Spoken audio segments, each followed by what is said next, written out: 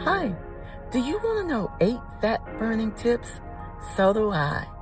Let's watch together as we hear about 8 fat burning tips that if we apply them daily, they should work to help us with our weight loss and our wellness journey. So let's watch and listen in. He's going to talk a little bit about what we talked about on the last video.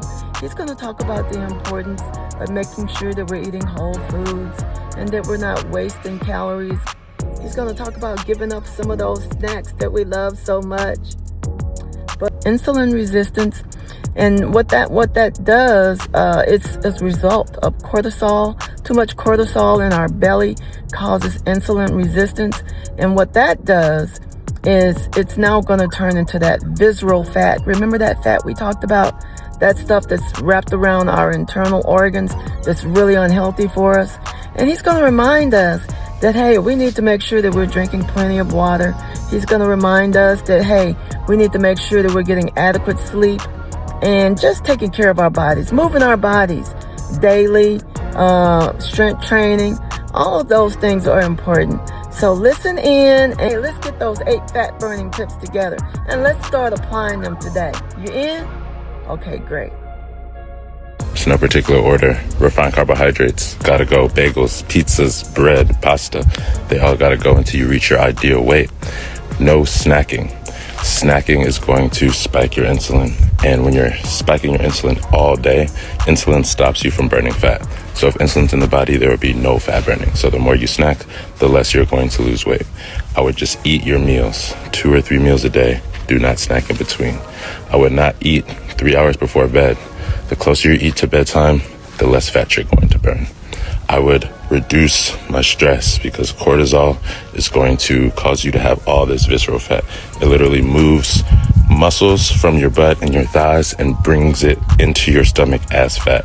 And visceral fat is the worst type of fat you can have. So reduce the stress, get some good sleep, reduce that cortisol. Walk after every single meal because your glycogen stores are going to be increased.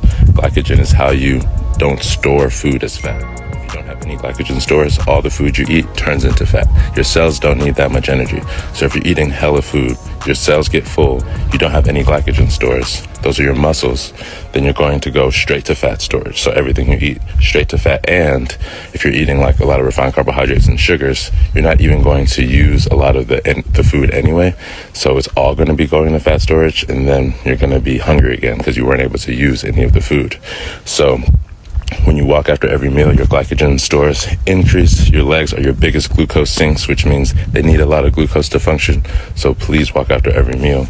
Resistance training is also going to increase your glycogen stores. You should do that 3 times a week.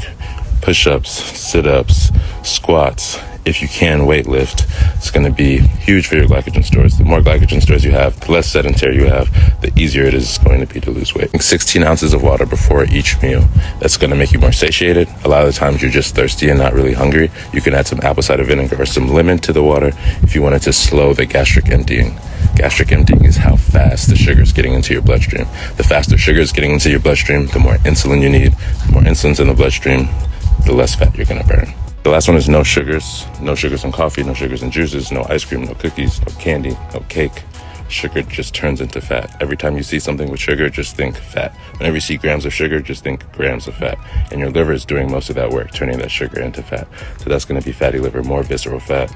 It's just unappealing, right? So do you want your taste buds to be happy, or do you want to look good in the mirror? Do you want your taste buds to be happy, or do you want to be confident when you go to the beach? Do you want your taste buds to be happy, or do you want to actually be metabolically healthy? Because all that visceral fat is very toxic. It's just leaking toxins all through your vital organs. Stick to the script. The fat's going to fly off, Ajay.